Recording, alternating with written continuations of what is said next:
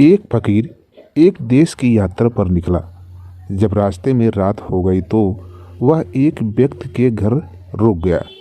उस व्यक्ति का नाम था आनंद। आनंद ने उस व्यक्ति की खूब सेवा की और दूसरे दिन आनंद ने फकीर को उपहार देकर विदा किया। वह फकीर आनंद की सेवा से बहुत खुश हो गया और दुआएं देने लगा कि हे भगवान, आनंद को हमेशा खुश रखना और वह हमेशा प्रतिदिन आगे बढ़ता ही रहे। इस बात पर आनंद हंसने लगा और फकीर से आनंद बोला, हे फकीर, जो है वह भी अब नहीं रहने वाला। इस बात पर फकीर आनंद की तरफ देखता ही रहा और वहाँ से आगे चला गया। कुछ साल बाद फिर फकीर आनंद के घर आया और देखा सारा धन और सारी संपत्ति सब कुछ चला गया है। आनंद एक गांव के ही बड़े जमींदार के यहाँ नौकरी कर रहा है। वह फकीर आनंद से मिलने के लिए वहाँ चला गया। आनंद ने उस अभाव में ही उस फकीर का स्वागत किया और झोपड़ी में ही फटी चटाई पर ही बैठाया। उसके पास खाने के लिए जो रूखी सूखी रोटी थी वह खाने के लिए फकीर को दे दिया। जब फकीर वहाँ से जाने लगा तो उसके आँख में आंसू था और फकीर कहने लगा, हे भगवान, तुमने यह क्या किया? तो आनंद फिर हंसा और कहने लगा, अरे फकीर, तू क्यों दुखी हो रहा है? ईश्वर हमें जिस हाल में भी रखे, हमें हमेशा खुश रहना चाहिए, उसे धन्यवाद देना चाहिए। समय सदा बदलता रहता है और इतना ही नहीं, यह भी नहीं रहने वाला है। इस पर फकीर सोचने लगा कि मैं तो केवल वेश से ही फकीर हूँ, लेकिन सच्चा फकीर तो तुम हो आनंद।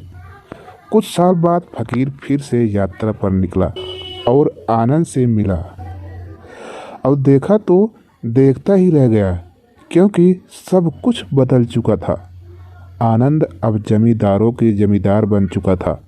उसे मालूम हुआ आनंद जिस जमींदार के यहाँ नौकरी कर रहा था उसकी कोई संतान नहीं थी और अपनी सारी संपत्ति और जायदाद आनंद को दे दी। फकीर बहुत खुश हो गया और आनंद से कहा, अच्छा हुआ, वह ज़माना गुजर गया। भगवान करे अब तुम ऐसे ही बने रहो। यह सुनकर आनंद फिर हंसने लगा और कहने लगा, फकीर, अभी भी तेरी नादानी बनी हुई है। फकीर ने फिर आनंद से पूछा, क्या यह भी नहीं रहने वाला है? तो फकीर ने फिर आनंद से पूछा, क्या यह भी नहीं रहने वाला? तो आनंद ने उत्तर दिया, हाँ, या तो यह चला जाएगा या फिर इसको अपना मानने वाला ही चला जाएगा। यहाँ पर कुछ भी रहने वाला है नहीं। अगर कोई चीज़ शाश्वत है तो वह है हमारी आत्मा, वह है हमारी मन की शांति, वह है हमारे मन की सुकून, और बाकी जो कुछ भी है वह हमेशा रह ही नहीं सकता। फकीर ने आनंद की बातों को बहुत ही ध्यान से सुना और वापस चला गया। कुछ सालों के बाद फिर फकीर जब उस गांव से गुजरा तो आनंद का महल तो है, लेकिन उसमें आनंद ही नहीं है। उसमें कबूतर गुटुरगु कर रहे हैं। आनंद अब इस दुनिया में नहीं रहा, उसकी मृत्यु हो चुकी थी। वह फकीर मन ही मन सोचने लगा कि यह एक इंसान जिंदगी भर कितना दौड़ता रहता है और रोता रहता है, दुखी होता रहता है। जिन चीज़ों के लिए इंसान तड़पता रहता है, दुखी होता रहता है, वास्तव में वह चीज़ जो हमेशा रहने वाला है ही नहीं, वे सारी चीज़ें बदलने वाली हैं। यह कहानी यह शिक्षा देती है कि हमारी ज़िंदगी में जब भी कोई मुश्किल, तकलीफ़ या दुख आए तो हमें यह सोचना चाहिए कि ज़िंदगी में इससे पहले मुश्किलें या उलझनें आई तो क्या वे हमेशा रुकी रही? जैसे सारी मुश्किलें आकर चली गई, वैसे ही यह भी मुश्किल चली जाएगी। यह भी हमेशा रहने वाला नहीं है। तो आप हमेशा याद रखिए कि ज़िंदगी में कितनी भी बड़ा दुख क्यों न हो, वह हमेशा रहने वाला नहीं है। ये दुख भी चले जाएंगे।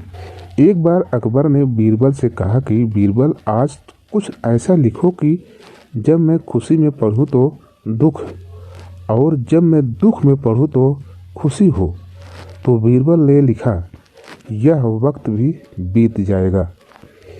ये एक ऐसा वाक्य है, जब इसे खुशी में पढ़ेंगे तो दुख होगा और दुख में पढ़ेंगे तो खुशी होगा। मुझे उम्मीद है कि आप सभी को आज का यह कहानी बहुत पसंद आई होगी। यदि पसंद आया हो तो कृपया आप इस कहानी को सबके साथ शेयर ज़रूर करें। बहुत बहुत धन्यवाद।